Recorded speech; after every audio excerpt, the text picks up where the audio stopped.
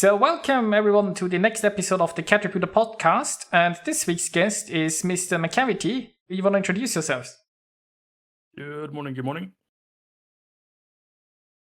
Well, not much to say really. It's just a streamer from Sweden and doing Warships mainly, but also other games when I feel like it. So usually try to keep it kind of chill. Okay, and you can see his Twitch channel here on the screen. So for our first topic, we are going to start with DevBlocks. Warships has dropped some new ones on us, and it starts with they actually finally have said something about arms race. Imagine that. Yeah, we've been, I think, over multiple previous podcasts that we've done.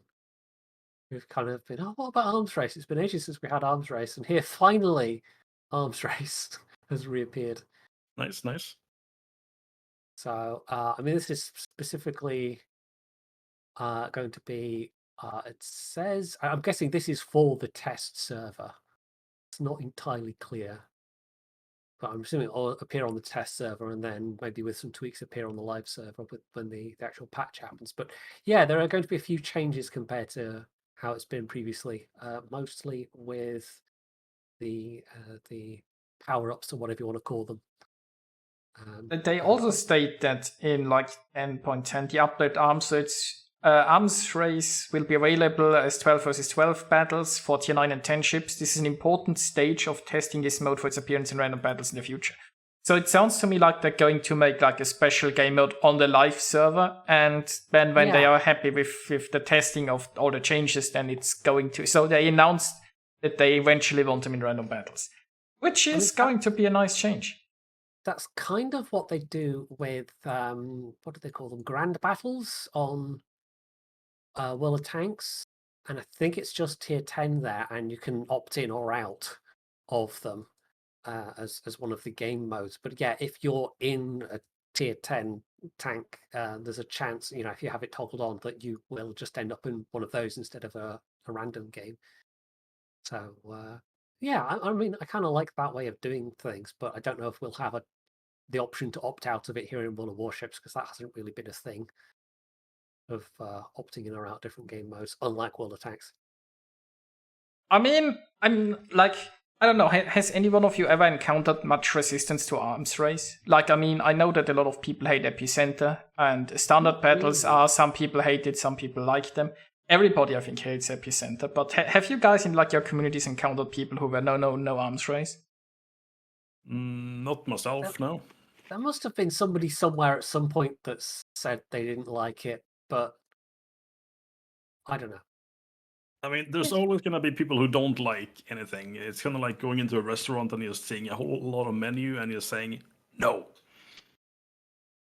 That's true, but obviously there are some more popular things and some less popular things, right? It's just that I have always been so surprised because I don't feel like there was never much resentment for arms race, but it took them so long, right? How long has it been since they tested it in ranked last time? 2 years or something? At least 2 years. And they just let it sit all this time, right? And they basically, people were like, can we get more content? And they had content basically ready, and they just let it sit there and be like, eh. Clearly, their priorities lay in other directions, and it's just taken this long for them to pull their finger out, to use an English expression.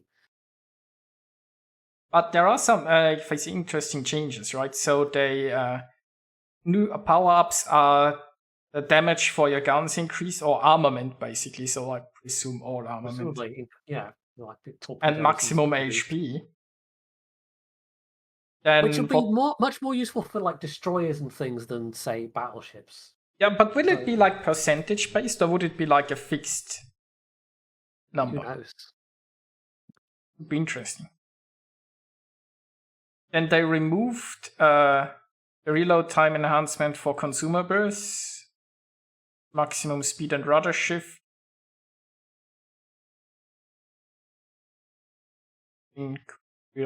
Okay, so they removed some stuff. And also the one that heals you now heals unhealable damage first, which basically makes heals more powerful again, so that your heals are not that diminished by getting that power. Okay.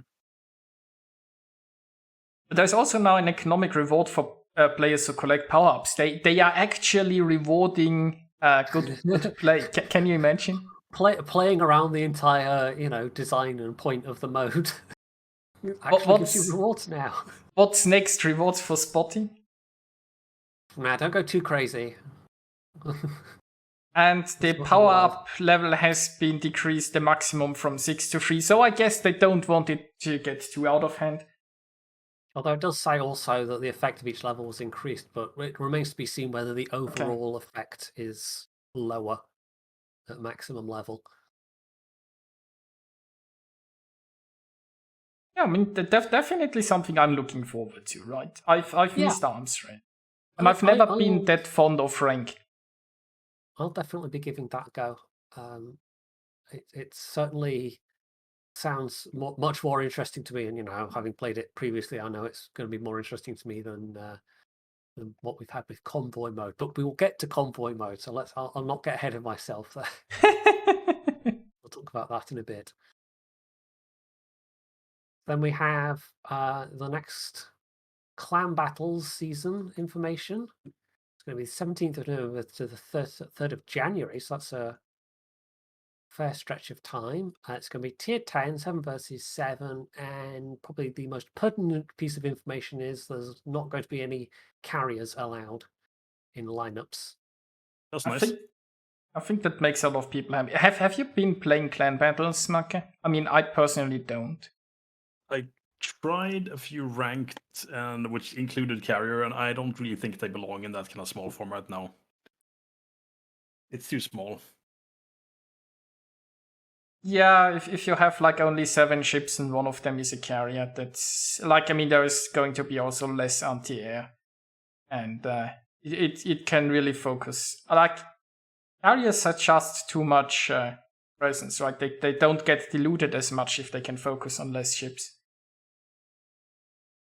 Yeah, it kind of reminds me of the old when we had 3 carriers allowed. Oh, that was fun. The good old days. Still remember my old AA Atlanta. I was playing quite late last night, actually, and the matchmaking was clearly struggling, so I had like 3 double CV games in a row, and after that point, I was just... Nice. I was done for the evening. That was it. Time to go to bed. Yeah, the game was truly trying to help you along to go to bed. It didn't want you playing anymore. That was it. It was looking after my my sleep health or something. So there's also going to be no more than 2 battleships per team, and interestingly, it can't include 2 of the same ship. So it'll have to be like the ship choices might be a bit more interesting for the various teams, because you can't just stack up on 3 Stalingrads or something like that. I mean, maybe they've come to the point where they're like, the list of ships they had to ban is so long that they'd be like, yeah, if it just like limited to only 1 of each type, then nobody can come and, oh no, everybody is playing like 6 Petros. I should have said Petro, really. Stalingrad, man. That shows how behind the times I am when it comes to ranked. Yeah. What is this, 2017? When was the Stalingrad introduced? It was a long time ago. Did it not come in ahead of the main cruiser branch? I'm sure it did. Or am I misremembering totally? It was 16 or 17. It was one of the first steel ships, wasn't it? Yep.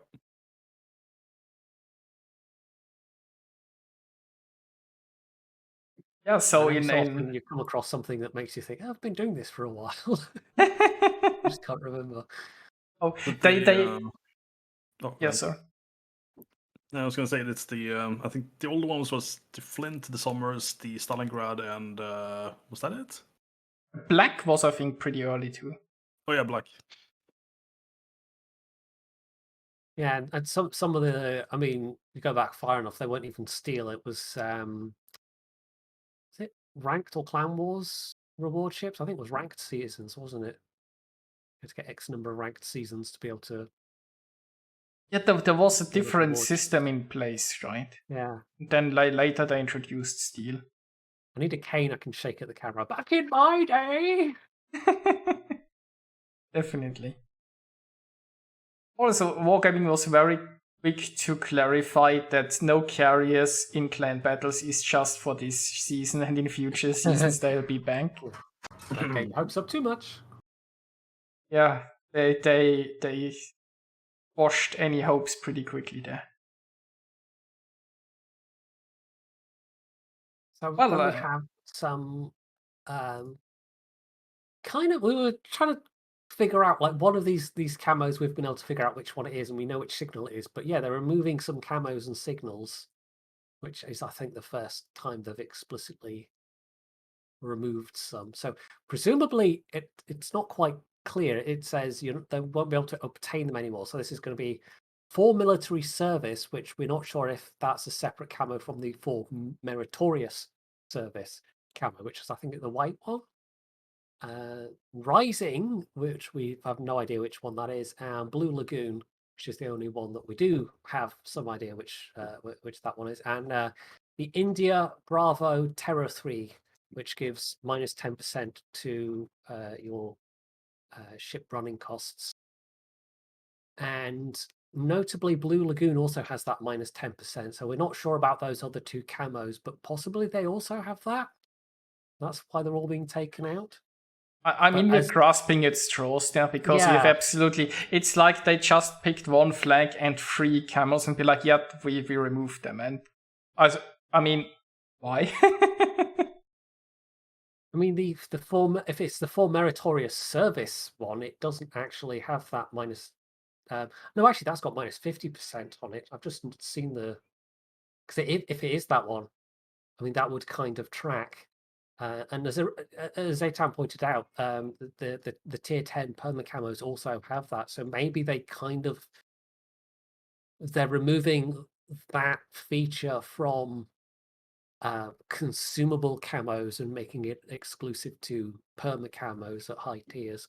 Is that even on tier 9 permacamos? I mean, honestly, there are so many camos. I have no track on which camo has what. It could be that they want people to buy perma camos instead of use consumable. Well, I don't know. Maybe. I mean, it's just so random, right? And they gave no reason. It's just like 3 camels and one signal are no longer obtainable. It would be. I mean, it's certainly a much smaller kind of effect than removing permacamos that give bonuses to credits. Although there's not that many of those either, to be fair. But yeah, it seems like they're specifically going after the consumable flags and signals and camos that reduce costs. So who knows? It does say at the bottom of this paragraph, be sure share more detailed information later. So we might get some reasoning from Wargaming, but this is kind of really just speculation on our part. The other change they've announced is that the Type 1 and Type 2, which at the moment give only one of the basic buffs. So either the dispersion plus 4% or the detectability minus 3%. They are going to be changed so that each of those gives both of those, like the existing Type 5 camo. So basically, it's going to be just your choice of which pattern you think looks nicer. Okay, that's nice. They're increasing the cost, the credit cost of replenishing those camos to be in line with the Type 5. So they're all going to be 22.5k. There's no longer going to be any super cheap camo option, but it means that all those basic credit camos will all have the same bonus, and you can kind of pick how you want the ship to look exactly, which is it's a very, very vague step towards letting people pick what they what camo pattern they want as being separate from the kind of bonuses. But it's like I don't think that's the reason why. Maybe people just weren't using those camos. I mean, it also kind of, in a way, removes a noob trap, right? Because there are like free camos that you can buy for credits, and the cheap ones, maybe you don't understand what the bonuses do anyway, you just pick the cheap one. Or maybe some people also just picked what they like look best. I guess it makes sense that the basic camos all have the basic bonuses, right? Yeah, it's certainly a lot more logical. It might fit in with this whole, taking a few more credits from people, but the amounts we're talking about, I mean, even if you play it free to play, it's not going to be a major hit to credit income. So Nah, it's going from like 5k to 20. yeah, 7,500 to 22.5k.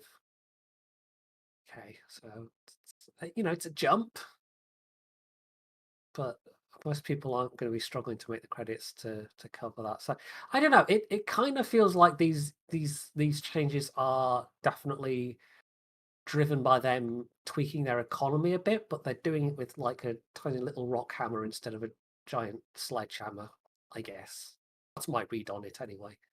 I mean, with the camo change, I'm not sure if this is an common change. Like they removed like premium consumables, about a year ago or so, which was a very good step of equalizing that all people have a level playing field, right?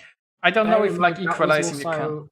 That was also to do with the failed attempt at the Naval Training Center. Like that was tied into that. They kind of were like, look, we're doing this, and then the Naval Training Center stuff's going to happen as well. And they then just decided not to revert the consumables thing after the community rightly got up in arms about what the Naval Training Center was going to be. Yeah, but they still stuck with it. You think that they shoehorned themselves into where they were like, yeah, we would like to keep the premium consumables now, but we can't afford it publicly. I don't know. It was certainly better PR for them to leave them alone. Yeah, well, it was a good step, I feel like leveling the playing field is a pretty good thing in a PvP game. Yeah, it feels weird to think back to that and think of decision wargaming made that didn't involve shooting themselves in the foot, given the events of the last couple of months. Anyway. Yeah, something else cool. We are getting new achievements for divisions. And this is something, again, it's been Will Tanks for absolutely ages, and here's World Warships finally catching up. So it's nice to see, but I definitely feel a little behind the times. Of course, it's just going to be an achievement that goes on your record. It's not going to give you any flags or anything. Imagine that. Imagine getting rewarded for getting an achievement. Wouldn't that be a cool idea? But yeah, the new achievements are the coordinated attack. Your division has to destroy 7 or more enemy ships. In 1 minute. Not quite that that would be exciting. I mean, a timed achievement. I guess double strikes are so timed. Kind of, yeah. They could have a pentakill or so for the team, right? That the division has to sink 5 in a certain time frame. That would be fun. Well, that's kind of what the Brothers in Arms one is. Yeah, they have Brothers in Arms now. Each division member has to destroy 2 or more ships in a single battle. Wow, easier to get with a 2-ship division than a 3-ship division potentially, but it's like in World of Tanks. I think it's 3 tanks per member, but you have larger teams, slightly larger teams. Yes. Then there is hand-to-hand. Your division has to damage 10 or more enemy ships. The damage inflicted between ships has to be not less than 20% of the maximum. It's sort of a division confederate. Yeah, basically. It's essentially that. Nothing particularly new there. The strike team, though, is inflict no more than 50% of the HP. So presumably it means 50% and over. It's not entirely clear with the wording there. No more than 50% of the total HP pool of all enemy ships. So you have to, like in a division, take off half at least of the enemy team's hit points. That's definitely that one's going to be tough to get. I wonder if you have to do like 50% of every ship, or just like all HP pools added up, right? Let's say there is 1 million HP in the enemy team, and you just have to do like 500,000 damage, no matter That to would whom. seem more logical to me, because having to take off half the health of each and every ship on the enemy team, like how would you do that? That would be extraordinarily difficult to ever achieve. I mean, yeah, it's like the wording isn't clear. I feel like it might just be that you have to do 50% of the HP pool, which, well, you just have to burn down a few battleships, I guess. Then the destroyers don't matter. I mean, that one does seem to be. I think that would be easy for a cruiser division, maybe. I mean, battleships you could obviously do it with, but like battleships and destroyers, you kind of have to get a bit lucky with landing torps and/or main battery shells. Cruisers are definitely still the most reliable damage dealers across most tiers in terms of actually, hitting things consistently. Well, unless you're Thunder. The biggest cruiser there is only flies HE. It's well known. I've now that we have currently the super crates you can collect from it, the 10 ships, so I've taken out my Thunderer once in a battle, and it took me, what was it, 3 minutes or 3.5 minutes for the first is it Widerer? Yeah. Well, there are, what are they, like now there is Widerer, what's the other one? What's the fire one? Arsonist, right? I think 3 minutes or so, 3.5 minutes for the first Arsonist. And then at 7 minutes, I had 2 Arsonists and a Widerer. Oh, that sounds nice and balanced. Yeah, I felt very balanced this game.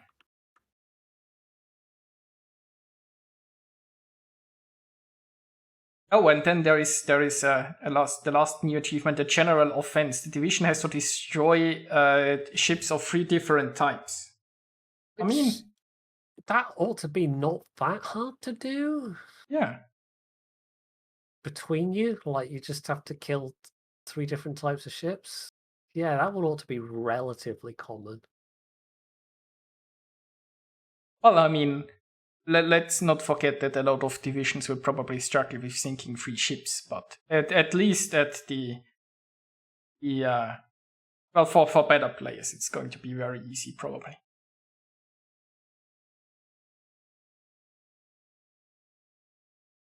I wonder if it's like in World of Tanks, if you division up, I think, in a battle, then you can get those achievements, right?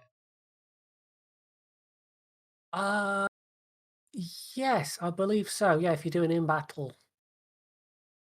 Wonder if this will also become a thing. They're like, hey, if you join our division now, we can get the. You occasionally get people doing that, at least in World of Tanks replays I've seen. You'll get people doing it like right at the end of the game, just so they can get an achievement of some kind.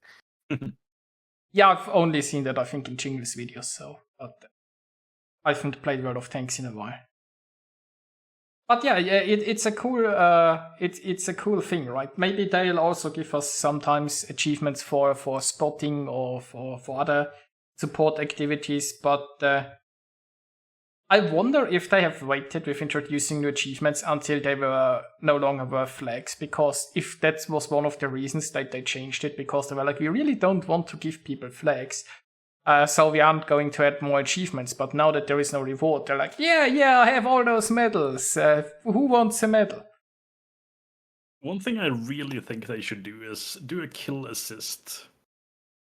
For example, if you do above a certain percentage to an enemy ship and then someone else gets the last hit, then you should get a kill assist or a kill credit. Like a portion of their XP or whatever from the kill. Like if you do the most of the work. Yeah. And then someone beep. Yeah. Yeah. That's always kind of annoying when that happens. Yeah, I mean, they could just have, you're thinking like in the score screen, not just an achievement, like you have a second column for assists, like a lot of games do. And not just require kills, that like either kill Yeah. or kill assist. Because that would definitely reduce the. Oh, I'm gonna wait with my salvo until the very last second. Bang. I mean, I've never been too bothered by that, but it's definitely a fair trade because it's like if multiple ships shoot it, right? They all maybe equally deserve it, or the person who did the most damage is not necessarily the one who gets. Yeah. And there is some experience in it. What I've also been thinking, what might be an interesting change is if you get more experience for damage on a ship that has been sunk. Like, I feel like, technically speaking, right, if you do a lot of damage to a ship and then the ship survives the battle, then your damage was kinda used. I mean, maybe you forced the ship back and so on, but kind of, in a way, rewarding teams for, like, focus firing and finishing off ships, just that you get, like, you get more experience for damage done on a ship that has been sunk.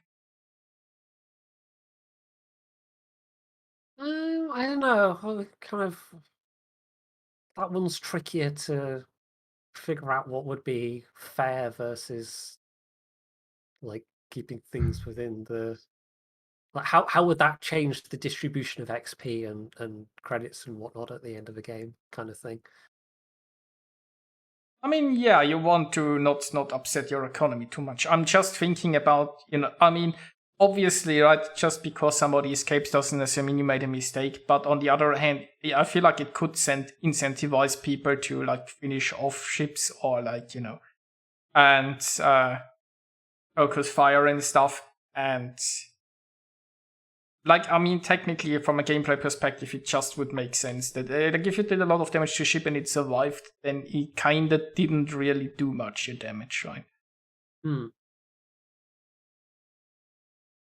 But then that would kind of be based on how much damage that enemy ship actually did, and I don't know. Maybe that's making things a little bit too complicated. Okay, I admit you could go endlessly complicated on it.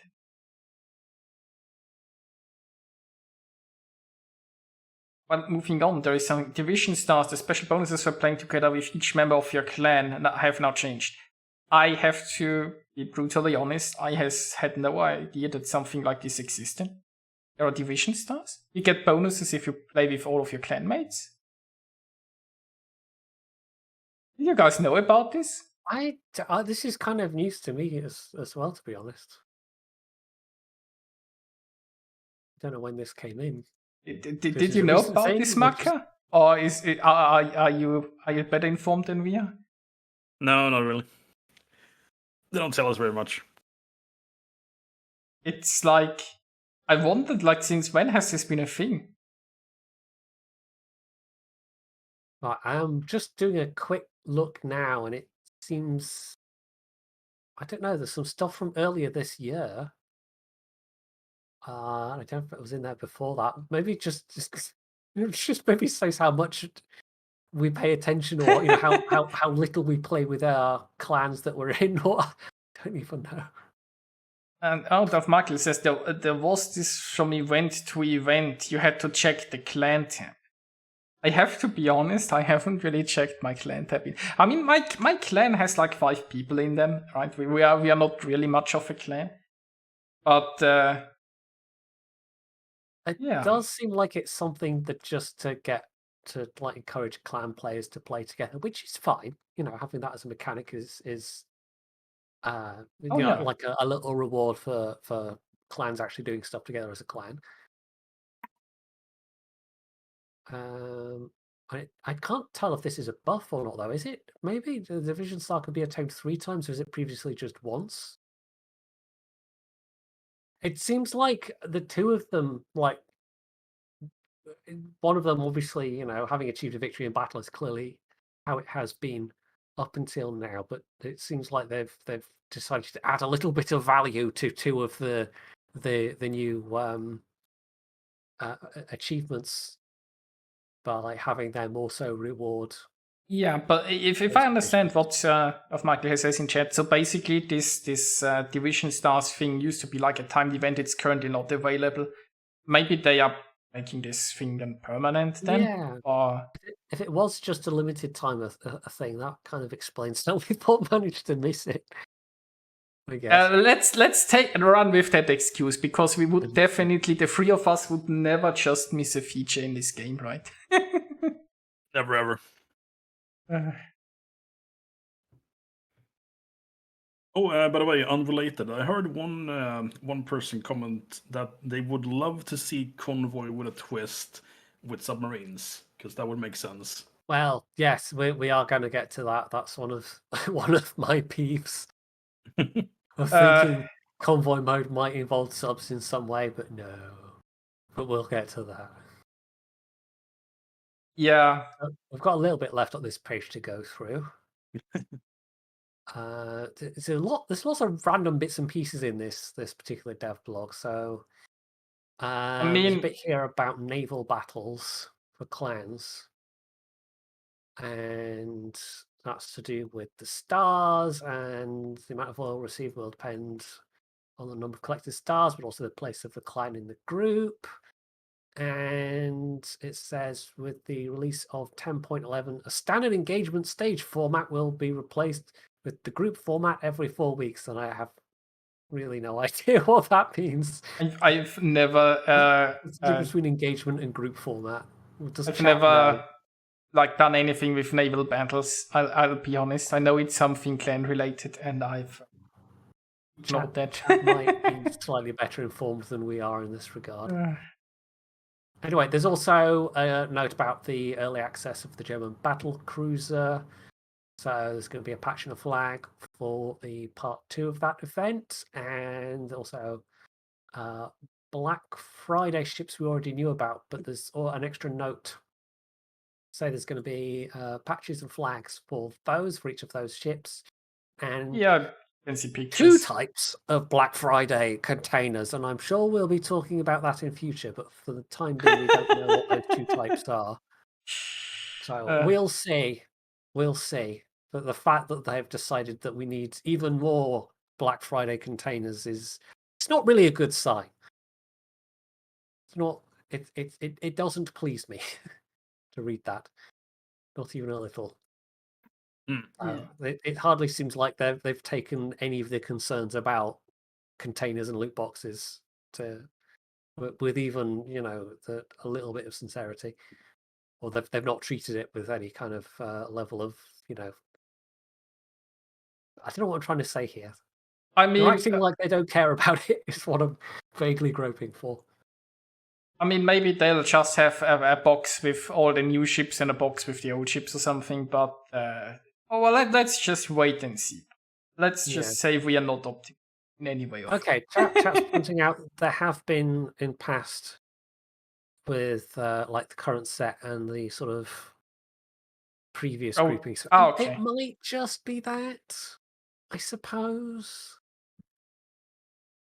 We'll see. It doesn't give any details, which kind of immediately flagged some warning bells. But I'd forgotten that in previous years, because of course in previous years I was a CC and we just got the ships given to us automatically, so I wasn't honestly paying that much attention to the Black Friday stuff. Also, in memory of the attack of Pearl Harbor, they added some historical captains. I don't think they will have anything special, but it's always nice to see. Yeah. Yeah. There's also going to be the Memorial of Arizona battleship flag, and I presume that's just going to be a flag rather than something specific to the Arizona. And then a patch also commemorating you can see them both in there. Yeah. Okay. And then there is... yeah. God. There is a special camo for C SmackDown, the replays competition. Those who participate in that, I suppose. And again, patches, flags, camo. Doesn't say if that's going to be for winners or participants or who knows. And then there is going to be a Shark Strange permanent camo for Austin. With Guy's camo 4 years, Steam flag and patch and a Steam super container. I assume that Austin camo is going to be one of those super weird esoteric currencies that you need to buy some of the Clan Wars rewards camos. They say the ways to obtain these items will be announced later. So they just announced that this is gonna come and have some pictures, but there isn't much. Yeah. But there is a cake flag and a cake patch for. I wonder if this is just going to be for Steam users. Yeah. Well, we'll see. Hopefully not. I suspect that Austin camo won't be. I mean, we all know the cake's a lie anyway, right? Always. Trying to find where they're hiding now. So that concludes this dev block, I suppose. Oh, here we go. Camouflages section. So, yeah, ranked tokens, clan tokens, all these kind of more esoteric ones. I'm sure they used to have like different. What was it like? Molybdenum and I don't know some other weird element, and they just replaced them with ranked tokens and clan tokens. I suspect that's where the Austin camo will go because it really looks like it fits that kind of style of camos. There are also community tokens these days. I mean, World of Warships most certainly does not lack for currencies. True.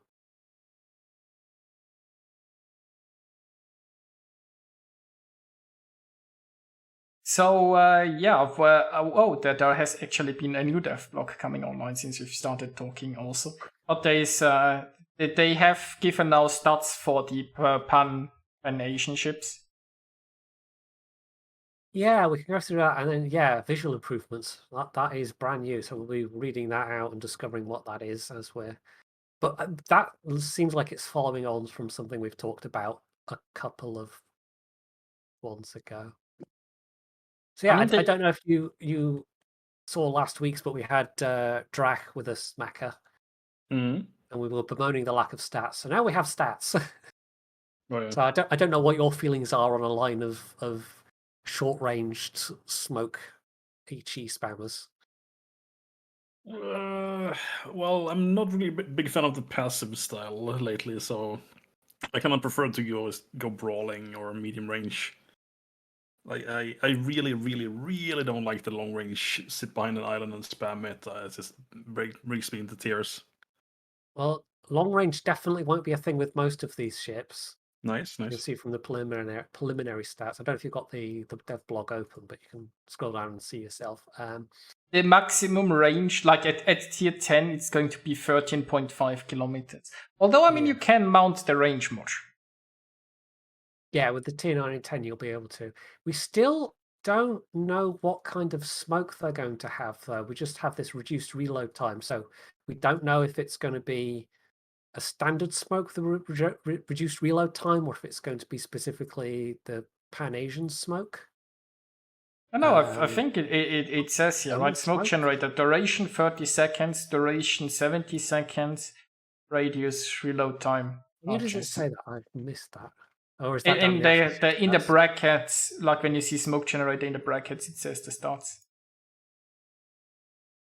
Oh, okay. In the actual ship stats, I missed that. Although it says duration time 30 seconds, duration time 70 seconds. So one of it is how long it deploys, I suppose, and one how long the action time is how long it deploys. Let me just check how that stacks up with the. Yeah, but they say duration time twice. I think that's probably a typo. Yeah, but which one is which one is which?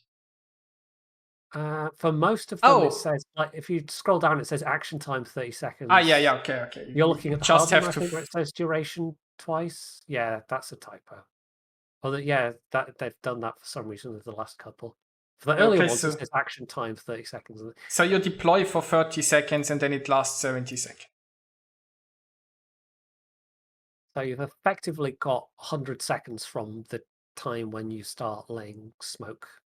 Yeah, but the cooldown will start like once you stop deploying. So if you have like 70 seconds dispersion time and 100, so you have a 30 second no smoke. Which sounds very like the Pan-Asian destroyers. Yeah, I think Minotaur is pretty soon recharged as well with its smoke after it's dispersed. Yeah, that is exactly the same as that is Pan-Asian destroyer smoke. Action time 30 seconds, dispersion time 70 seconds, reload time 95 seconds. So yeah, you have a pretty short delay. Presumably, does it say how many smokes you actually get? 3 charges, so not quite as many charges as the And the destroyers fourth do. with the Yeah, Superintendent will give you 4. Whereas without Superintendent on the Pan Asian destroyers, you get 5. Like 5 is just the base number. So also okay. you got the lovely 16mm plating, barely any hit points, Yeah, and 127mm. Which caliber does the Atlanta have? 127. that's the American 127s. Oh, okay, so basically they are literally just Atlanta, right? All the way through. They are just 120. No, wait, the T8 has 130. Yeah, and tier 5 is the 152s. And tier 6 is the It's just 113 100. mils because it's the Dido class. Okay, so they start off weird and then they basically stick to 127. Yeah, this is definitely a bit of a bodge job in terms of putting a line together. But we kind of went over that last week that, yeah, some of these ships actually existed, but most of them are just kind of projects. Oh, the Well, I'll say most. It's interesting about thing. half and half. What's the current range of the Flint? Flint is what, 11 point something? You might know this, Macca. The Flint default range? Yeah. Yes. 12.2 right now. Okay. Because I played it today and that was painful. Yeah, they increased it twice, but they haven't gone as far as the 13.3 of the Atlanta yet. And now the new Flint, the Pan Asian Flint, is going to have 12.7. Because it's basically going to be like a Flint, right? It is 6 times 2, 127. 12.7 range, has a smoke screen, just with deep water torps. It does seem to be quite slow firing in comparison, though. Just looking at the tier 7, the Shumphon. 6 point something second reload. I have no idea what the Flint reload is, to be honest. Flint's 5.1. Atlanta is 4.8, so quite slow in comparison to both of those. So you paid for those, 500-meter extra range with reload? Yeah. It seems like they're trying to make it not too rapid fire, so we don't end up with a line of Smolensks. What do you mean? It's the most balanced ever. Everyone loves the Smolensk. I love it. Well, I mean, often, by the way, the Smolensk, when it first came out, people were afraid of the Colbert. yeah, but Colbert needed islands and the Smolensk didn't. That kind of made all the difference, turns out. You need islands when you can make your own island. Also, how was the Colbert obtained? Because you don't see a lot of it. That's research.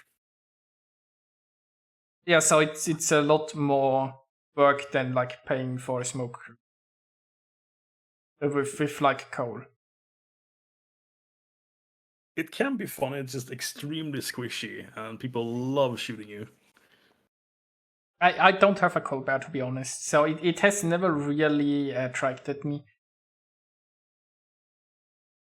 I feel like if I wanna be in like a HE pew pew cruiser, I'd rather take out the booster and have that team utility with like radar, even though the guns might not be as dangerous.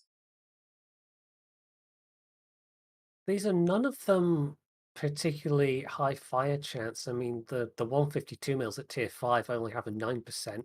The Dido at tier 6 only has a 7%. Shumphon's a 5%, which I think that's probably in line with what the Flint has, and the US 127s are 5.5 for that, so slightly lower in fact. 7% for tier 8 with 130 mil guns. I mean, you'd have to do the 9% math for with tier. like the fire chance and the reload, and then you have to. I mean, you're probably. I'm probably not even bothering with. Are you going to What pen do you get on the 127s with IFHE? Is it 20? I know you need like IFHE to go past that. Oh, it's 21 mil without. So It says 21 base. Yeah, you aren't probably going to 25, but you aren't going to reach 27, I presume. 26, I think, is the threshold is where you get to with IFHE on those guns. Yeah, so missing the 27. Yeah, tier 10 you're probably not bothering with.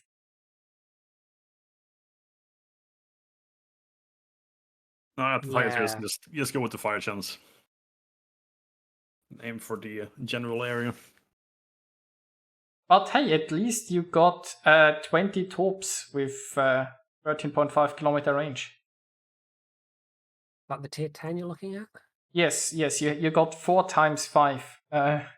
Okay, yeah, because it's got the double launchers as opposed to Austin, which only has one. And you've got the torpedo reload booster, so you can launch 40 torps. Someone in the chat suggested the other day that we should get the Red October. I'm sure that'll be. Yeah, we'll have that as a Soviet tier 10 premium submarine at some point. I'm sure. Why not? But I mean, I don't like submarines, but I'd demand like O'Connery as a captain. Yes. These are definitely, I think, going to be rather niche. I mean, the fact that they are so squashy with such short range, they're definitely going to take a lot of work.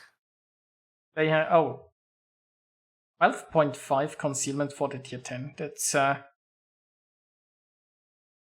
mean, you probably get it down to around 10 or something, right? That would be roughly. I'm not sure what I've got that's comparable at tier 10 that I could compare that to, because I don't have an Austin. I mean, you can stealth torp, so maybe you just go in circles and spam 40 torps. I mean, you're now like kind of a Kitakami, right? It's funny because no carriers spotting you or other destroyers. They do seem to have pretty good AA DPS. I'll give them that. Yeah, but always the question is your anti-air reloaded before they leave the zone?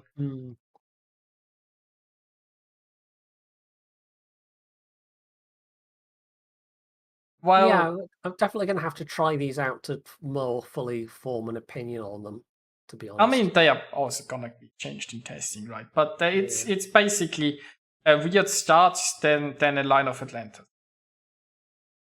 Kind of, yeah. You can have your Atlanta at any tier now. Also a bit torpedo focused Atlanta. I'm trying to figure out though because we've also got a new one, a tier 9 of some, like whether it's going to be premium or research bureau or coal or whatever. The Dalian, which looks quite similar, like it's definitely a Russian design.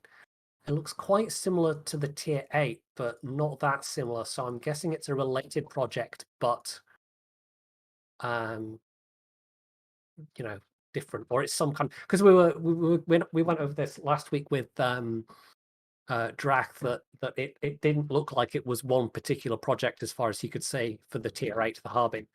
That it was Sam, leave the phone alone. That it was probably like there's some wargaming artistic license involved, and it's probably elements from several different projects. And I'm guessing the tier 9 is kind of similar. Like the superstructure and the funnels look pretty similar, but the turrets are different. Yeah, but the layout is the same. It just looks. Honestly, it just looks. It's got a very long snoot. Yeah, it's just like you have such a long space in the front, and then you have those tiny turrets that only take half of the deck space, and then you have it's just weird. It looks like they are the wrong turrets for a ship like this size. It looks like somebody just you buy 2 model kits and then you just glue them together with one part of one cent and one part of the other cent.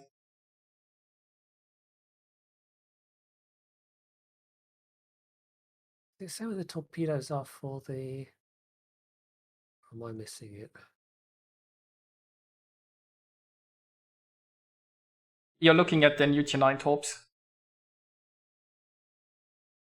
Yeah. Oh, there we go. 10 kilometers, 60 knots. It doesn't say if they're deep water or not, but I'm assuming they are. It would be weird to have a line of deep water torps and then make the premium with regular torps. I guess weird is not necessarily something that World of Warships avoids, but Yeah.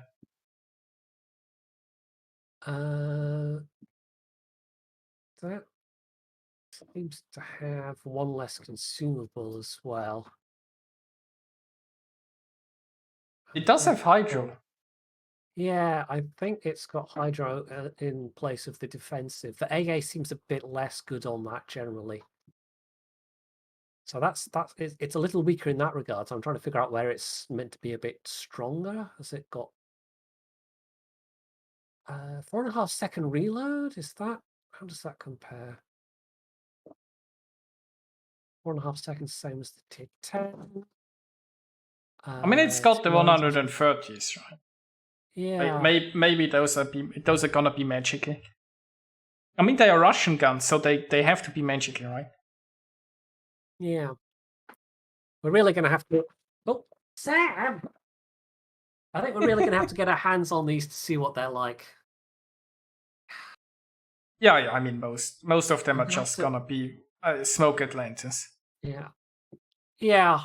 It's kind of interesting to think about what these might be like, but honestly, I don't think we're going to get anything hugely new with these. I mean, you know, for having like those short-range cruisers, at least it forces some ships on the front lines, I guess. But we'll have to see how annoying they're going to be, because it's gonna be more smoke AG spam. Of course, with those ranges, they are going to be vulnerable to radars, and we have to see how floaty the shells are. So, does it make sense to mount a range module, and what can you do with them?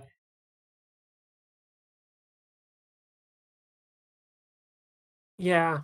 And we have the open question of ballistics as well. I mean, certainly with the US ballistics, like trying to get those 127 mils to land at anything that's not stationary.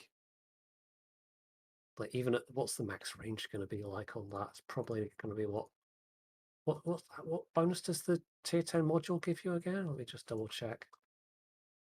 Good question. Is it like 16%? Yeah, 16%. So it's not a huge buff. Yeah. So we break out the calculator.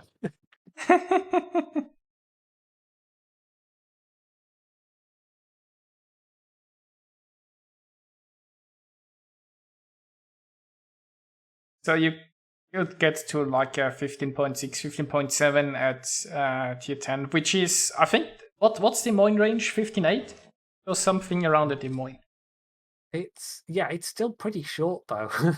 Like that's kind of only just outside of radar range for some of the 12-kilometer radars you'll meet.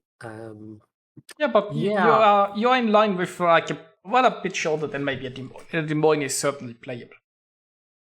The question is, of course, where your shells go, right? How many hours will it take your shells to travel this distance?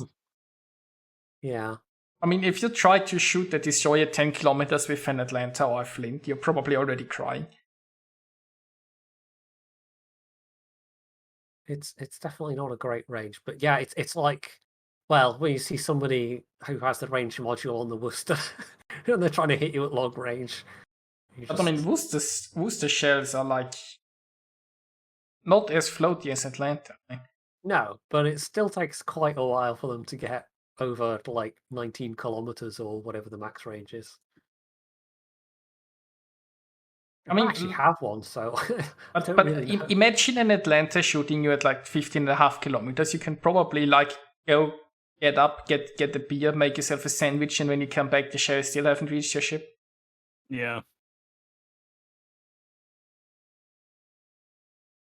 Yeah, some ships really don't work with range. I'm going to have to put a cat out before he wrecks the rest of my house, so I'll be right back. What did you feed him? He's had food not long ago. I think he's pestering to go out at this point. Yeah, I hear you, you pest. Come on. Like, out. Well, and this was the last we've ever seen of Jedi. No.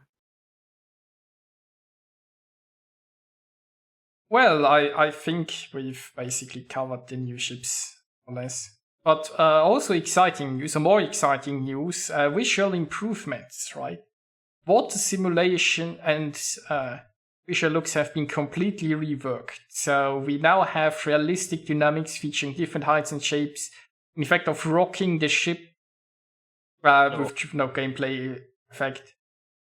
Updated ship wake effect, added dynamic sea foam, and improved water surface visuals. So, maybe waves won't just clip through your ship anymore. Sounds. Okay. And, I mean, it sounds like we're gonna have just more good-looking water there. They will add HD textures for Two Brothers hotspot and the Philippines and Petersburg and Twitch. So basically maps and ports. Nice. Be interesting to see what this does to the client size. I know in World of Tanks you had the option to either download the HD files or not, like textures. I wonder if they're going to offer a similar option. But the screenshots that you see are, I mean, they look amazing. We will have to wait until we can see this, obviously in person. But I mean, bear in mind these screenshots will have been taken with like the super high res depth textures. And yeah, good computers with everything turned up to max. They are also continuing to improve the underwater world for everyone's favorite submarines, because they deserve some love too, obviously. I got stuck on a spot the other day. It was obviously a bit they'd missed, and I was about at least a ship width from the shore and was trying to get out of smoke, and instead ran aground on some submerged rocks I couldn't see. So, yeah. It's surprisingly... still happens surprisingly often. They really should work on what happens when you ram an eye. Because I'm pretty sure you could code this in a way that you don't get stuck. But more importantly, there is now going to be underwater greenery and fish. So, we now have actual fish in World of Warships. Nice. World of Warships fishing minigame, calling it now. I mean, isn't that... how it works against torpedoes anyway. Can you imagine just rolling some depth charges off your ship and a whole bunch of dead fish come floating up? Sure, I mean, and next they'll add then you can collect the dead fish, and then you can start crafting. I mean, why not? New World of Warships. Now we've crafted. The day World of Warships becomes a survival crafting game, then I don't know. I mean, a lot of people kind of play it like this, right? They just go to explore unknown islands and look out the scenery and ignore that there's a battle happening. They would never even think of showing up to an objective.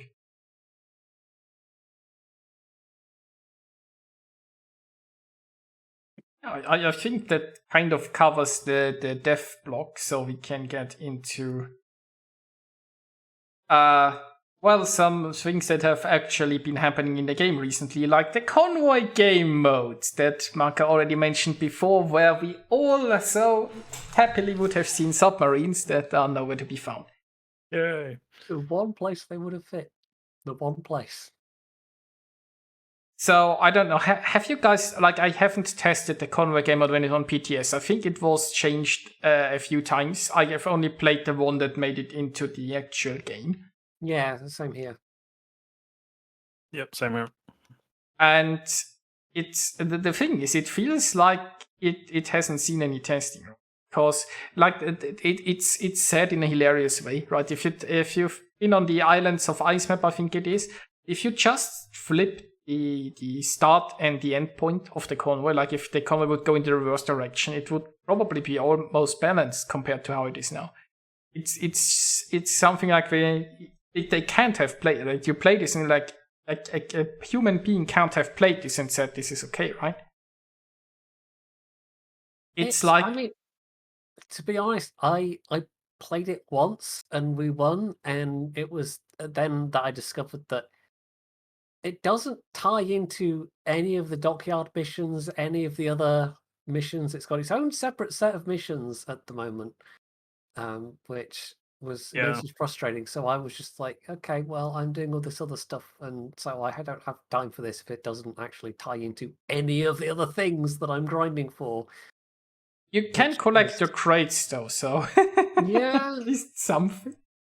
You do get something for it, but it's the fact that it's its own separate little thing, and the fact that we still got a week and a bit left on Dockyard event, and there are a lot of people trying to finish that. I mean, I've now just about finished it, but yeah, there's still one or two things left to complete, and especially if you've only got a limited amount of time, it seems really daft they didn't add it in as, also you can do these things in convoy mode because they want people to play convoy mode and test it out, and it just doesn't. So not only do we not have subs, but it also just doesn't tie into anything else that's happening at the moment in World of Warships. So it just feels like it's really poorly synergized. And as for the mode itself, it was fine, I guess. It was something different. I kind of wish it had been a new map, at least something designed for it. The positive about the Convoy game mode is that it's basically very aggressive brawling, and the reason for that is because if you don't, then you have no chance anyway, right? You just have to rush towards. Basically, you have to just rush in. The sad part is it's designed like attackers win. It's if there is brain on both sides, then the attackers win, and if I mean, it's World of Warships, right? If the players are not certain where the front and the rear of the ship is, then the defenders have a chance. Except for... sorry, yeah. The problem is it takes one or two passive people on your team, then you lose. Yeah. Yeah, it's what, 7 versus 7? Yeah, yes. I had a game earlier where I killed, I think, 4 people, but we still lost because 2 people were in the back line. It's like, okay, cool. Yeah. Yeah, I mean, I had a game where there was like one enemy destroyer that was just like basically running away. There were 3 people chasing the enemy destroyer into the map corner, and I'm like you can't have in a 7 versus 7 just 3. Like, I mean, basically the one destroyer took out 3 of our ships, right, by kiting away, and they just ran after it. Like, they didn't understand that there's an objective going. But the problem is that except for one map, every map is designed that there is an easily reachable choke point for the attackers. And if you sail to the choke point, you can't lose because the convoy have 22,000 hit points, and just 1 or 2 ships can basically take out all 4 convoy ships in a very short amount of time. So as a defender, you basically need very incompetent attackers, so you need to just eliminate them very quickly. Sometimes you can't rush ahead of the convoy because the convoy basically is as fast as you and you spawn with it. So it's been designed in this weird way where it's like, as long as both teams have a bit of brain, the attackers just win. You have to rely on incompetence if you want to win as a defender, except for one map where it's actually the convoy starts with the islands and then goes out in the open, and the defenders don't start with the convoy, but they start in a position where they can sort of intercept the attackers. So they got the design right on exactly one map. Or sort-ish, right? I mean, it's hard to balance an asymmetric battle, but to get it that wrong is spectacular. Like that's an achievement to get it this badly wrong, I think. It certainly feels quite half-baked, if I can use that phrase. It's... Oh yeah, definitely. It definitely feels like we're beta testing something, which, in theory was already beta tested on the test server. I feel like the best way to play convoy mode is obviously you want to win and you try to win, but you can't care too much about winning, or you just take it. I mean, you can do a lot with a division, but otherwise you just go in, you have a fun brawl, and what happens happens, but you have to accept that if you are the defender, you're probably gonna lose. It's so sad because it could have been fun for everyone to take part. Then yeah, winning or losing wouldn't matter that much. But it is quite kind of like I suspect winning because the convoy got to the exit point is probably an extremely rare thing. And yeah, you either kill the entire enemy team or you take out all the transport ships, which are, you know, squashy transport ships. I mean, also, like Jedi said with the missions, I think that's actually a really good point, because I think they should allow any of the game modes to be played for any ship above tier 5. Just do whatever. Do all missions. yeah, because even with the dockyard ones, you know, you'd get very selected ones that you would be able to do in scenarios, for example. Yeah. But most of them you can't. And you know, if you're gonna try and grind out the whole thing through doing scenarios, I mean, it's, you know, good luck. That's going to be a hell of a long haul. Yeah, I would say just play whatever. It's weird because you'd think that as a company they want you to just play and enjoy the game the way you want and then get progress, but they're like, no, you're having fun the wrong way. You can't. Yeah, I don't like the way they're like funneling you into only PvP. Yeah, not just funneling into PvP, they are funneling like everyone into they have the steel grind that's ranked, and then they have random battles, and they kind of seem to hate everything else, right? Be it co-op, be it scenarios, be it even the special game modes that they introduced. They're like, in the end, we want you to play random battles and grind some steel in our test mode that's called rank. Yeah, I just want to play whatever. And it's like, so I know you tend to go into coop marker when the games aren't too bad. How is it when the games are pretty bad to just chill? How is it these days with submarines? How do you enjoy co-ops in submarines, Marker? The submarines in co-op, I mean, it's something different, I guess.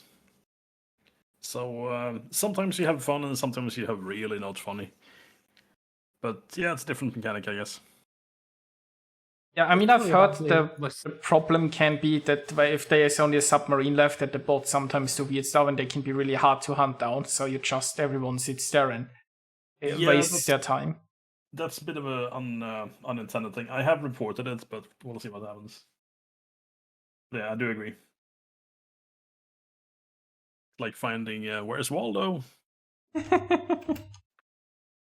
gotta admit, I've still only played against them so far, and the way even in co-op, it can end up just dragging things out like extra 1 or 2 minutes, just because there's that one bot submarine off somewhere that nobody can find. Yeah, I don't know why it's just super stealthy. And it's like, you know, people often jump into co-op because they are faster, because they just want to get the crates, so they just want to get their missions, so they want to just hop into co-op, have a quick battle, fun battle, you know, and nothing where they have to concentrate maybe too much, just relax a little bit, wreck some ships, and then they are like, hey, now we spend 5 minutes searching for a submarine. That's gonna be fun. You would think, with how kind of unrealistic it is at this point anyway. I mean, something they could have done is, instead of lumping, like, I mean, we're at the point where pretty much almost every ship has some kind of ASW armament anyway. But they could have kind of solved their own problem by making submarines the things that hunt other submarines, even though that, like, there was like one confirmed underwater submarine kill, and even then it was at like periscope depth during World War II. So, you know, it would be completely ahistoric, but that's where submarines are in World of Warships at the moment. They have nothing to do with history whatsoever, apart from the names and the models, I suppose. Something they could do to counter the super stealthy long range submerged what if they do like an active ping mode, like I'm sure there's many things they could have, like, of all the variations we had, they never really managed to find anything that was completely, satisfying to either play or play against, and we still haven't found it, like, 2 years later, or however long it's been since that very first teaser of submarines and Halloween mode. I mean, the thing is, right, when you think about submarines or about what you'd expect from a submarine game, like not World of Warships generally, it's like this whole hunter versus getting hunted kind of thing, right, between like a submarine and destroyer, all this actually comes. But the problem is they never tried to go for any of this, right? And it doesn't fit in a random battle, which brings us back to it would have been so nice by convoys. You have like a team of destroyer escorts that protect the convoy from submarines, right? And you have the submarines that need to try to sneak past like the escorts or distract the escorts or maybe take them out and then just sink the convoy. And ideally, I think this is a mode that would work better in PvE because it's just so hard to balance this in PvP, right? Yeah. If you have a PvE battle, you have the advantage that if the players win like 90% of the time, it's actually a good, like people don't mind winning, right? So, but if you have a PvP battle, you also will need to make sure that both sides have an equal chance of winning, which makes balancing a lot harder. But just imagine you'd have like a PvE convoy raiding mode where everybody's in a submarine and you have destroyer escorts that you just have to avoid and sneak past and take out the convoys. It could be so much fun. Yeah, that's kind of what I was gonna say, in that the actual tactics employed by, I mean, obviously it'd be destroyers in this case, but they had typically it was much smaller ships that were anti-submarine, sort of the mainstays of the anti-submarine fleet, like the Flower class corvettes and such like. That there were kind of, especially later in the war, there were prescribed tactics of you go into this search pattern and you kind of send your ships off in these directions. So it would be a lot easier to have the bots programmed to have a coherent like pattern response kind of thing that then players could learn to play around.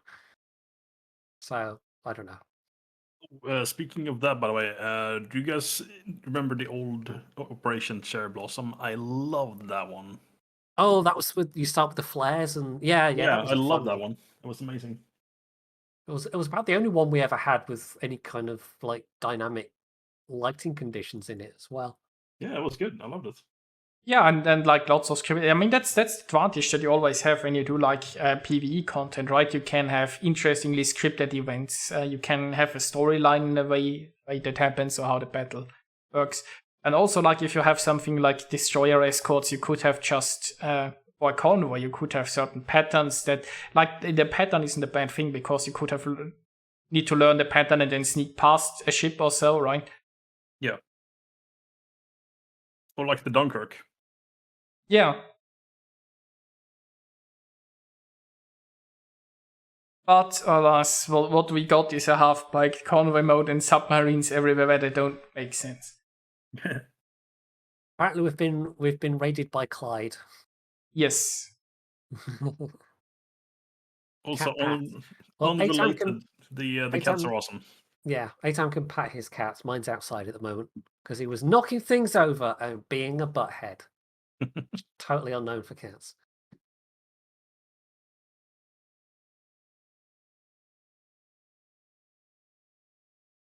So yeah, I don't know. I kind of hope something more comes out of the convoy mode. That, like, I would like there to be something new like this. So, like, because we've been sitting here moaning about lack of content for I don't know how many previous podcasts, or lack of new content. So it's nice that there is something new that they're trying, and I hope that they go away and listen to feedback and improve it and try and do something a bit more with it. Hell, maybe even add a variation with submarines in would be nice. And that they don't just go, oh well, no one liked it, put that in the bin. Yeah. It'd be much nicer if they actually took it away, worked on it, polished it up, and made it something more enjoyable.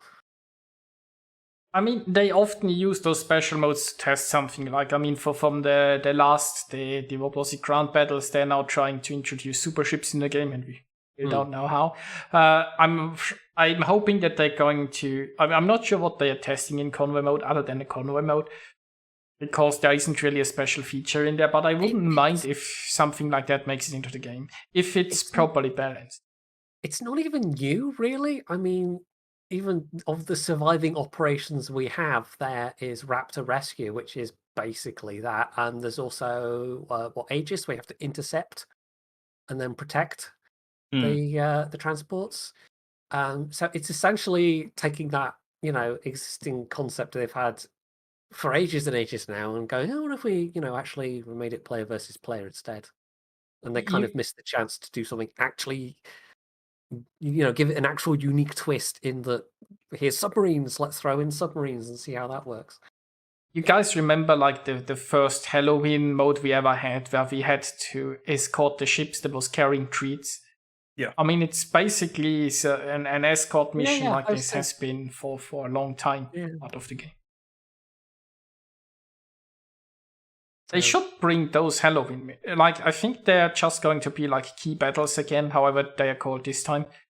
I really like to see the old things, right? You remember when, like, I mean, they had a storyline, right? First you escorted the ship with the treats, then it went through the portal, then you had the towers, right, where you that the ship came out with the escort, and then you had to basically block the other ships following and stop them from destroying some stuff. That was good. That was actually tough. It actually required coordination. Yeah, and it was so fun. It was where you had like the short range brawling tier pizzas, right, with the electro stuff. What was the third one? The one after? Oh, now you're asking. I remember the second one was what? Sunray in the Darkness or something like that. Yeah, I mean the second one was where you had like the tier. But what was the third of the Halloween? Wasn't that the submarine one? Was that already submarines? Oh yeah, submarines. First one was the low tier, then it was the high tier, and then it was the submarine. Pretty sure it was, yeah. That was the most fun version of submarines they ever had in the game. And guess what? In a PvE battle, they actually made sense. Yeah, they do. Someone in chat saying, "I want bathtub battles back." Man, that would be like if they did a reprise of that for one of the April 1st events. I'd be happy with that as well. That was fun. This is also so surprising, right? Ever since bathtub battles happened, every year people ask like, when are we going to get that again? And World of Warships is just like, nope. More space themed stuff. Space. Yep. I mean, they had some. Do you remember like the torpedo dodges? That was the best space battle they ever had. Well, I think one of the original April 1st ones was carriers, and it had that kind of grid pattern and invisible water and weird stuff. That was like 2014 or 2015 or something. I that think was one of their original ideas, and then they brought it back as like the only thing that we get now, pretty much. Well, I mean, we got like key battles. This, I mean, they I don't know why they like key battles so much. It's going to be the third key battles now for this Halloween. But the torpedo dodge space mode was that was a pretty great mode, in my humble opinion. Like where the ships were going 150 knots. Yeah. Torpedo jousting is always fun.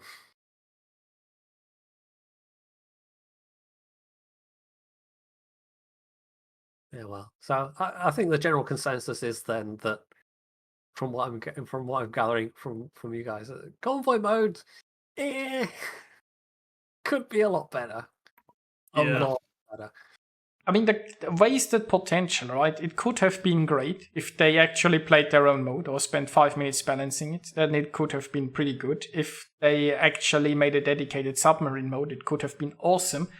And they just threw some half-baked stuff at the wall and, yeah. That's that. Yeah, so our final topic is loot boxes again, and I think we're kind of specifically talking about the ones connected to the Transformers. Transformers event, the latest one, which was kind of sprung on everyone without any warning, really. It was just, hey, here's more Transformers. So if you go to the featured page and you click on the Transformers thing, the ones at the very top are the movie 35th anniversary premium containers, but there's another type which you have to scroll down to see called the Cybertronian premium containers. And if you're just on this page and you actually click on them to see the description, you'll see that the top ones only have the elements for the collection alongside camouflages and flags. I mean, XP, basically, coal, they are gambling box where you can't win. It's not just a low chance of winning, but there is no prize in them. There is crucially, from that main page, there's no hint of which one is which. You have to actually click on them to see which one's which, but you can still buy without ever seeing the description of what it is. And we've heard from several other CCs that they did this and were unable to get a refund from Wargaming because the description's there, but yeah, they've made it so you can buy without ever having to see the description, and that's the part that feels really like the fact that they're the prominent ones right at the top rather than the ones that give you the camos potentially. Yeah, it kind of feels scummy and rather deceptive in a way. It's a weird concept to have a loot box without a true price, right? Where you are guaranteed to get crap because there's nothing but crap in there. Yeah. It's just, and I think it's priced the same as the ones where you can where you can actually win, right? Yeah, they're both $7.50. The Cybertronia ones that you can either get one of the voiced commanders, one of the perma camos, and you're guaranteed to get one of the signals, XP, or whatever things from them. The only point of the worthless boxes is you can finish a collection, and finishing the collection does give you, I think, a captain. Well, I think it's from the old. Yeah, just a choice of was it Bumblebee or I can't even remember the other one. I'll have to check that. But yeah, I mean that's about the only But it depends if you want to play paid doubloons for getting a low skill, voiced captain, I suppose. But yeah, I mean they have at least now. I'll give them this. For all of these items, if you go on the shop, I mean, some of it's in the armory, but if you go on the website shop, you can buy and see the prices for all of the individual items. And they're definitely not cheap. It was like £20 for one of the camos. And I honestly can't remember how this compares to last time. I don't know what that would be in euros. I mean, keep in mind that special camos have not been cheap. It's about €24 apparently. Yeah, these kind of tie-in events are never particularly cheap, but these are just standard camos in terms of bonuses. And yeah, 20 quid. I could go on like GOG and get some really good games for 20 quid. I mean, oh, sorry. No, sorry, go ahead. The only one I really liked was the one for the Richthofen, because that made your planes into jet planes, and that was damn cool, actually. Oh yeah, was it like F-16s or something? Yeah, very, very 80s. I love that. It was very cool. So that was the only one I really liked. If you like Transformers, visually they're quite nice, I suppose. But yeah, I think it's really I would never be a fan of the prices, but it's really the way they've done the loot boxes in the armory that feels particularly kind of scummy and manipulative. I mean, I don't understand why they put the worthless loot boxes on top, and I don't understand why they have a separate loot box just for the collection. Why they just why not combine them? Why not give people a chance to win something and have the collection in there as well? It's pure manipulation. It is pure manipulation, and they think they can get more money out of people this way by separating these things out. And, I mean, it's also like you get some of those boxes for free by playing, right? So everyone starts the collection, and then the only way of finishing a collection is by buying loot boxes where you can't even win anything.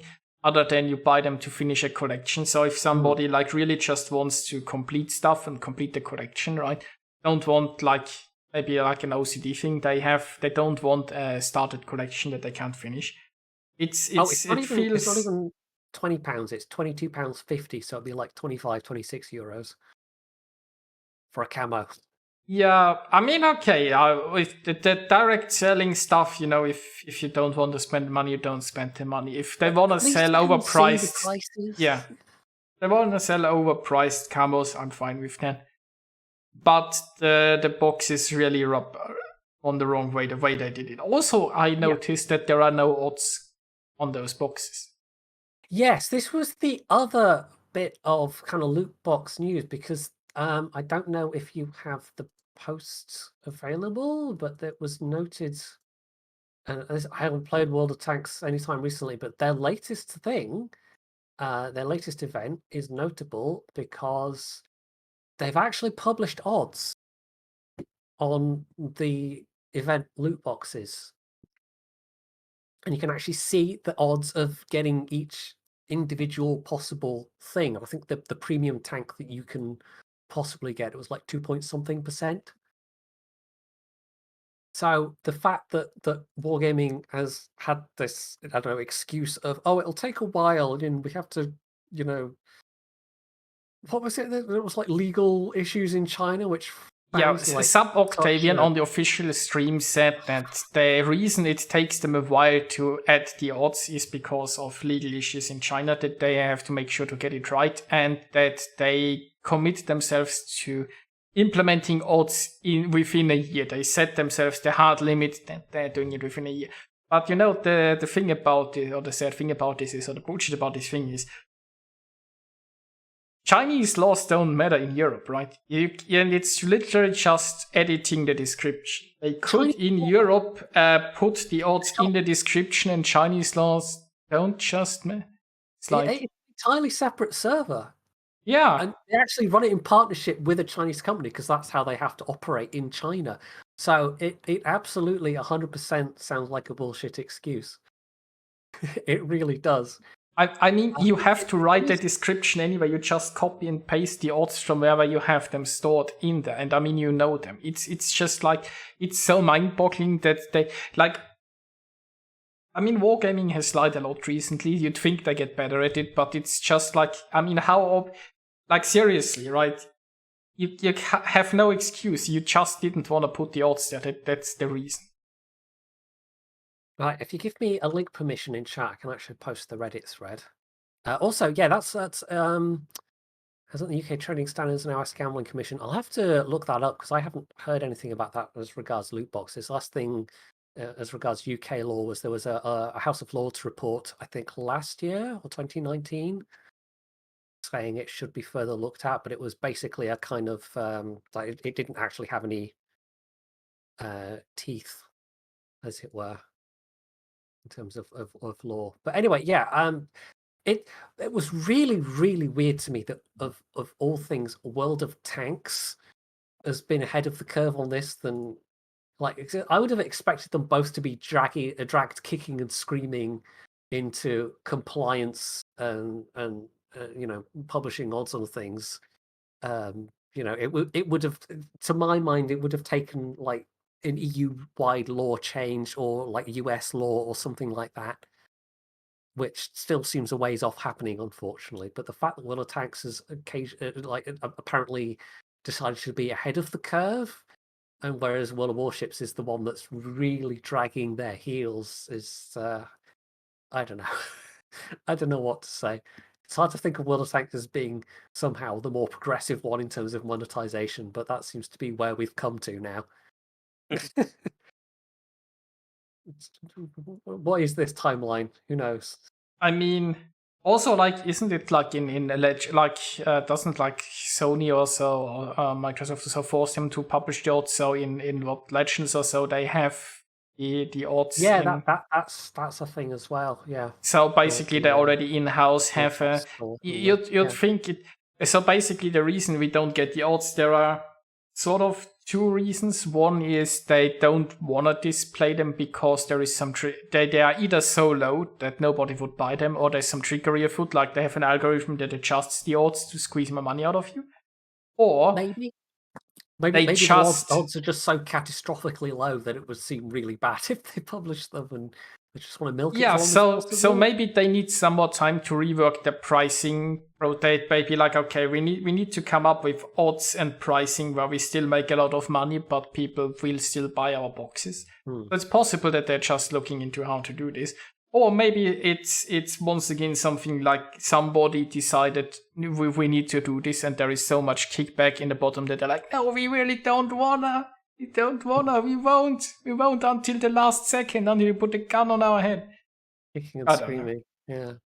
I mean, even just looking at that event where, like, the headline vehicle is this Astron Rex, which I think has just come out as a possible drop chance. Like 2.4% is, like, most people are going to be like, wow, that's super low. It would be really interesting to know how many of these gamble boxes they've sold that people would still buy with the expectation of getting that or one of the other premium tanks that it's possible to obtain. I mean, what's the price? I'll have to actually look that up. One thing I really think they should do is add a so-called pity timer. So after X amount, you are guaranteed. Oh yeah, that's something that mobile game or those mobile games sometimes have, where you can see like the odds is like, I don't know, 5%, and if you don't get one after buying this many, then you're guaranteed to get a rare drop or whatever it is. Yeah, there's a few games that have the pity timer. I mean, yeah, and again, that's part of the kind of psychological manipulation that these games go through. Of that, you kind of, if you're pumping enough money into the boxes, it's like, oh well, you're going to get something out of it, that kind of, thing. Which I suppose is slightly better for the player than not, but at the same time, it's still encouraging. Like the whole thing is still geared towards selling these things to people. I mean, obviously, but you have to admit that, like, the problem with RNG is that it's RNG, right? And you see, like, the average, like, the thing is, right, if you calculate the average cost that it would take you with those odds to get something that's the average cost, like, half of the people will have to pay more. And it's utterly possible to just get very unlucky. And if there are the odds of something happening is 1 in a million, and you have 10 million people playing, then it's gonna happen to someone, right? So you need to, even if it's often very unlikely that somebody is getting that unlucky, if you have enough people playing, some people are getting that unlucky, right? So it's always good if you have an RNG mechanic, if there is like a safety net, I think. It's not just about gambling boxes. Like sometimes, like in I think Asian MMOs, like they tend to have like upgrade systems where you have just a random chance, and then you probably like destroy vital items or something like that. And that's often an endless grind that then probably has something that they want to sell slotted in there. But I always feel like when I encounter those random mechanics, even if it's just like getting a loot drop in an MMO, right? Sometimes you have tokens, and if you don't get the sword from a boss drop after, I don't know, 20 runs, you can just buy it outright or something. Yeah.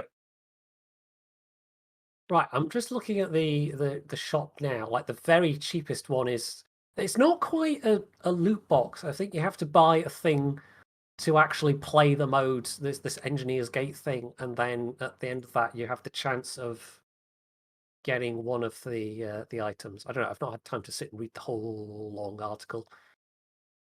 But yeah, I mean, like a single one of the Transformers boxes was like £2 and something. So yeah, and that's, you can pay that much for a thing that doesn't even actually give you anything other than collection items and some other flags and stuff. So yeah, I don't know. The whole thing really does just smell to high heaven, to be honest. I'm so curious how this Christmas is gonna gonna end up. Christmas is still a few months away. If they actually show us odds, Black Friday is also coming up. I suppose we'll see if we have odds on the Black Friday boxes. But at least, we will see. Obviously the excuse starts to stink already right now. But if they're going to really drag it out for the full year until they give us odds, then there's going to be some excuse in a year. Oh yeah, if we really wanted to do that. Or if they're just hoping people will forget. If they see how long they can drag it out and hope that people will forget and then again like, yeah, there was a hiccup and we decided to not do that. There is precedent for that, because of course if we go all the way back to the launch of World of Warships, for a long time it was left, like there was the initial promise of your premium currency and your account time will all be unified just like it has been with World of Warplanes. And initially premium time was, and still kind of is, except now they've got separate, super duper premium time for World of Tanks and World of Warships.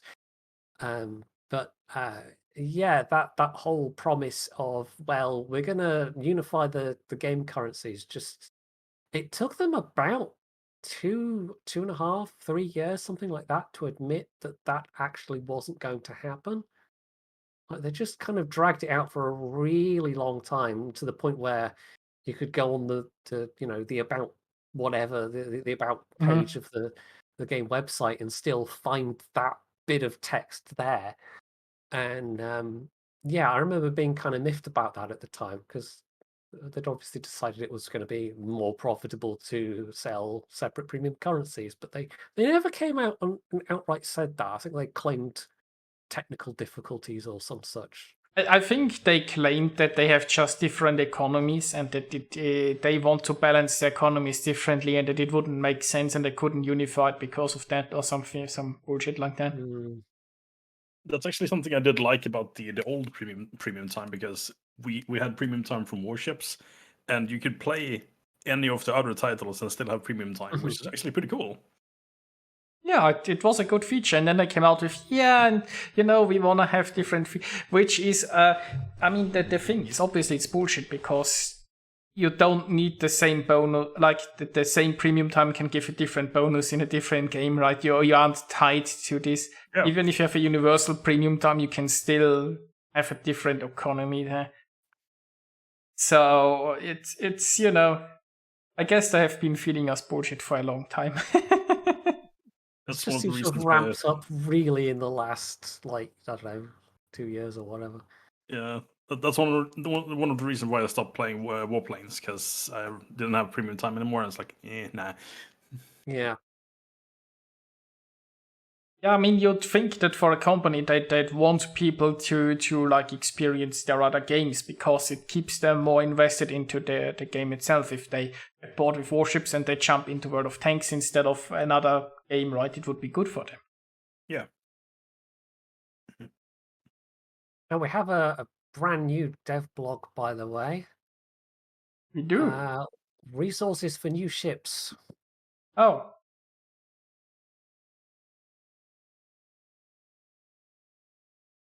Details about which resources for some new ships will be available in upcoming updates. So Kearsarge and Tulsa are both going to be coal ships. Gibraltar is going to be research bureau. More coal ships is good. I'm all in favor of that. Yeah, no free experience ship though. No. What was the last free experience ship? I honestly can't remember. Groningen. Groningen was 1 million. Okay, all right. I kind of missed that because there was a whole Friesland swap thing. Yeah, it's a Friesland. Yeah. Okay, so it's sort of not a new. Wait, what was Friesland originally sold for?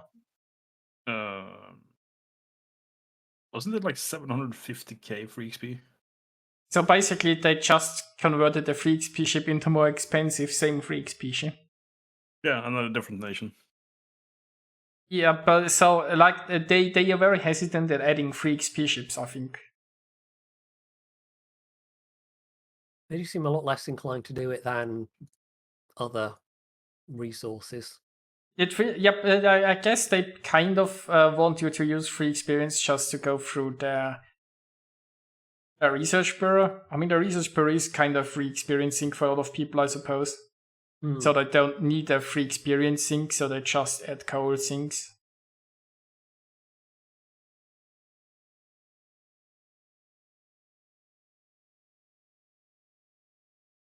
Oh well, that's I don't know. I'm kind of glad that we're not getting more steel ships because there's already a whole bunch of steel ships I don't have and will probably never have. Same here. Yeah, I mean, I don't even have research bureau ships because I just don't like the regrinding process. So I have 1 steel ship and 0 research bureau ships. To be honest, Gibraltar, I wouldn't. I'm not in a rush for Gibraltar. Really, I'm not. End comment, sorry. NDA. Well, we've looked at pictures enough to know that it's got that same, like, it's got a very Goliath kind of looking hull, and Can confirm it floats and is a ship. Similar citadel. We'll see. So are you telling me it doesn't transform into a plane? No, that's the Kearsarge. Oh, yeah, right. The big, but that doesn't big deck bit, like wings. See, big wings shoot out of it, and then you go fast enough in the water, and you actually take off. See, that's what they are missing. Why have a hybrid ship that launches planes? Why not have a ship that transforms into the plane itself? Can you imagine a battleship flying overhead, dropping bombs on you or something? I mean, it would totally be better. You imagine the payload you could, if you have like a flying battleship. Imagine how many bombs you can fit to that. I mean, okay, technically the weight would be a problem, but you already ignored the weight because you made a battleship fly, so might as well just use the whole hull and strip it full of bombs. Just land on people. Oh yeah, that would be a way of ramming, right? You just death from above. Teabagging. However, we have a comment in chat from Darth Mikhailek saying Polish CM has stated that there won't be any more FXP ships in foreseeable future as Wargaming wants to promote / push research, the research bureau. So yeah, that kind of. Blah. If they're actually saying that out loud, that kind of. See that, but what I like is that sounds surprisingly honest because that's exactly what I thought would they do. At the same time, the same question was asked on the English live stream today. And Mr. Convoy said that he doesn't have any news about free experience ships, and if he has some information or news, he would share it, but that there is nothing he can share, basically. So they're probably less honest answer. I guess technically it's the same thing as free XP because you can use the free XP to skip anyway. Yeah, exactly. I think they really want to push the research bureau, so they aren't introducing free experience ships because they're like, research bureau is sort of the same thing. And with the research bureau, you have to rebuy the ships, right? So you waste credits, and you have to re-outfit them. Way more resources. It soaks up more time and resources, and it also uses free experience. And they have to justify that they have a research bureau, right? So they gotta like if people don't enjoy something, the best way to do it is to put a gun to their head and force them to do it. Or at least I think that's how Wargaming thinks.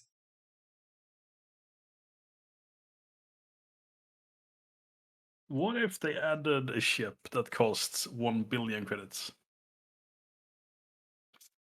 Probably someone would grind for it in a surprisingly short amount of time. I mean, I can get 2. Damn it! I think I can only get 1.4. Also, you now need your credits to buy flags because you don't get flags anymore. So don't get too excited. Oh yeah. Also something from a stream. Was it a few weeks back? There was the streamer Sub Octavian was online, and where they once again touched the topic of flags removed from achievements. And his answer was that the reason they removed flags is because people had too many flags, and that basically everyone mounted all the flags on all the ships, which creates a new baseline. And in that case, they could just remove them and balance ships differently. You could mount all the flags They're the ones that did that. And you know what the sad Gonna go. You know what the sad thing is? First of all, I don't think it's a bad thing if everyone fights on a level playing field and can mount all the flags. And the second thing is nobody had all the flags because of achievements, right? It's not like that in the last years. People have become so proficient that they get so many achievements. I mean, I think we would have noticed if everybody on the server is a super unicorn that just gets 5 achievements every battle. No, they don't. Yeah. It's like they are selling flags for credits. That's why people have flags, right? So there are obviously 2 options, right? Either they are incompetent and they believe that the achievements make people get all the flags, or they are once again just lying in our face and they didn't want to reward people anymore, so they wanted you to buy them. I still think they should keep the death flag. Like the death flag achievement, give us 10 death flag. Even if it was the odd one out and none of the others did, that would still, yeah. I mean, that would make sense. Yeah, at least this is like if you get detonated, at least get something for it, right? It was at least it makes it, I guess, hurt slightly less in a sense. Yeah. But I like the idea that you get rewarded for doing well in a sense, other than XP and credits, right? If you get a nice achievement like if you unleash a Kraken, you get some flags for it, and why not? It doesn't. The sad part is it really doesn't break the economy. Especially if you can outright buy flags. They could easily have even like downgraded the amount of flags you get, but like just rejigged the system. So for every X number of achievements, like let's say, what's the most common one I've got? I've got nearly 700 dev strikes. So let's say every 20 dev strikes you get a like flag container or something. Just something. Like maybe, that would maybe even feel a bit much as a player, like maybe every 10 dev strikes or something like that. But yeah, you could still tie some kind of reward to a mechanism to get flags, even if it wasn't a completely direct get thing, then get flags from it. But instead, yeah, I think you're right. I think it is to try and drain some more credits out of the economy. The live stream, when I first heard that they were removing flags from achievements, that was one with like Convoy and Trisandos, I think. And what they said back then was that they just want to change how flags are required. They'd be like, oh, you still get rewarded for doing this stuff, but instead of getting it directly from achievement, you're now going to get it over missions, but we don't want to reduce the number of flags people get. That was like the original wording. And at first I thought like, okay, there's just going to be a mission, unleash a Kraken, get some flags, right? And then when this thing went live and you got like you get 4 random flag crates per week or so, I was like pretty perplexed because that was not what they said. And now they've changed it to, we wanted to, then they had the episode, obviously people are farming detonation flags, and then they had the, people had too many flags, so we for balancing reasons, we now removed them. Like, it's like they go through excuses, like it's... Yeah. And they can't make up it's just so sad. And it's not, I mean, how much money are they really going to make by selling us more flags? Is this worth it? It's not really making money. It's trying to take credits out of. Yeah, but you can buy credits. You can buy doubloons and convert them. I suppose that's true. I mean, the thing for me is, I mean, we touched on this earlier with the separation of premium accounts. They actually, like, the incentive to buy either the World of Tanks or World of Warships specific premium account was you had a greater benefit in terms of the XP and the credits that you get from having a premium account. So they've partly brought this problem on by their own actions. Obviously, not everyone has a premium account. Probably a majority of people don't at any given time. But it's kind of like we, the players, are being collectively punished for a decision that Wargaming themselves made, which it doesn't exactly feel fair at the end of the day. Yeah, there's actually quite a lot of people that play the game completely free, so that's totally fine.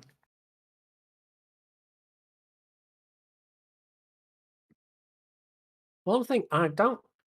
This is something I've only really just spotted, and it's from the the portal main page is the birthday gifts article, and this sort of ties in with stuff we've talked about previously in terms of trying to love bomb the player base with the all the super containers and everything, and the stuff around the 6th anniversary event. But yeah, they've decided they're going to be super generous, and this obviously is going to mean giving them your birthday details. But yeah, if you put in birthday details once a year, you'll get 7 days of premium, 2 super containers, and armory coupon for 100% cash back. Or maybe that won't even be an armory coupon, that'll be a shop coupon, presumably. Okay. Oh yeah, I just pulled it up. Every year you'll receive a gift in the game on occasion of your birthday. I'm fine with that. I mean, it's nice, sure, but I think it's 100%, a case of like, we need some good PR. We need something to, put all the negative stuff and Gneisenau getting fired and Cavmec resigning in protest. we need to, and Little White Mouse and all the CCs leaving. We need to, we'll just give them some good stuff and they'll forget all the unpleasantness. So like the timing of it 100% says that to me. Oh, we've beaten you up, but here's a $1. Don't you like us again?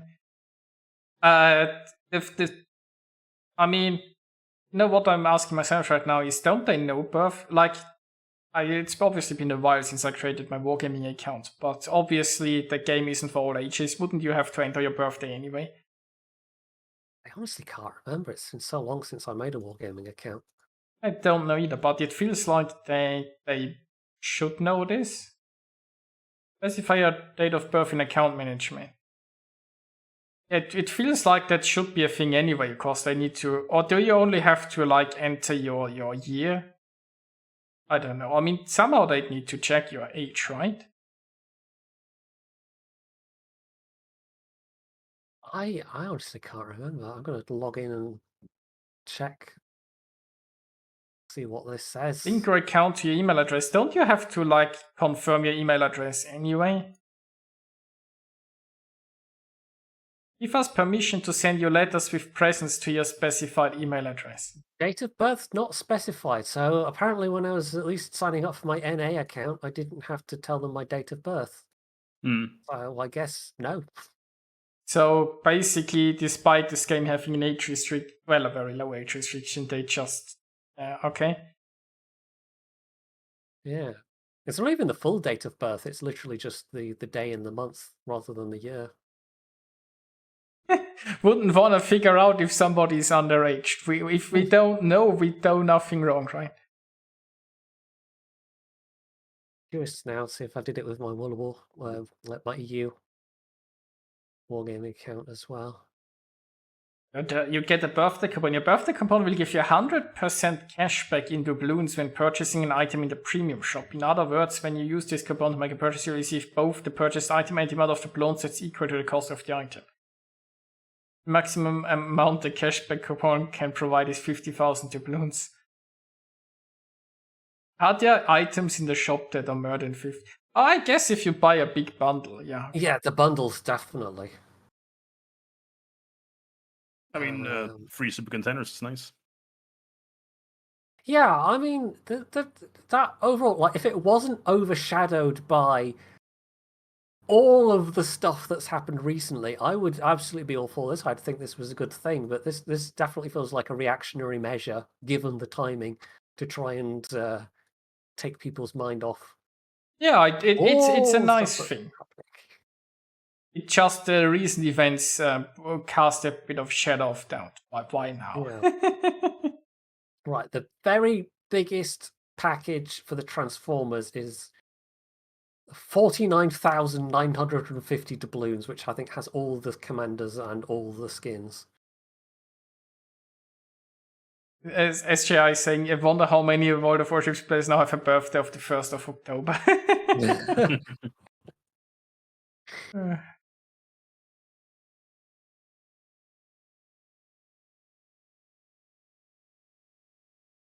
Well, Yeah, I think we've covered about all the news that yeah, you know. I think that is about it. When's your birthday? May 28th. Which year? Every year. Not twice a year. I think we could get more out of this. Well, we do finish. I mentioned at the end of the last one about getting this put up as a proper, like, downloadable audio podcast as well. So that's now all done. We're up on Acast, where you can get an RSS feed, and I've linked it through to the Apple podcast thing as well, and I think Google picks it up automatically after a couple of weeks from what I've read. So you should be able to find this in a variety of places to download to your phone or MP3 player. Do people still have those? Probably. Yeah. Everything's smartphones these days. I still use this. We don't. Okay, right. I mean, the thing is that MP3 players used to have much better battery life than your smartphone, right? Yeah. I had one for ages and ages, and then the battery just died, and it wasn't a replaceable one. So, yeah. Anyway, so that's a thing now. You can find us on Acast and is it iTunes? I guess it would go through iTunes with the Apple side. Who knows? Who knows? But it's somewhere in the wide web. Yes. So basically, search for the Community Contributor podcast, and you will find us. Nice. So are you doing anything noteworthy, Maca, that you want to tell the audience about? Like, when's your next stream, or I don't know. Probably maybe chill stream on Sunday. I'm gonna take tomorrow off actually, because we have some real life things. But yeah, probably back on Sunday with some chill stream. Yeah. Okay, well, people know where to find you. Twitch TV.MrMacavity. Yeah. Thank you. Something like that. yeah, it's There's on a screen. slash in there as well somewhere. It's fine. I usually try to keep it chill and not salty when I can. And It's always, yeah. I definitely prefer that style of stream myself. Yeah, I don't like to be angry. Like I really don't like to be angry. I prefer to be chill, fun, and just have fun and just nice mood.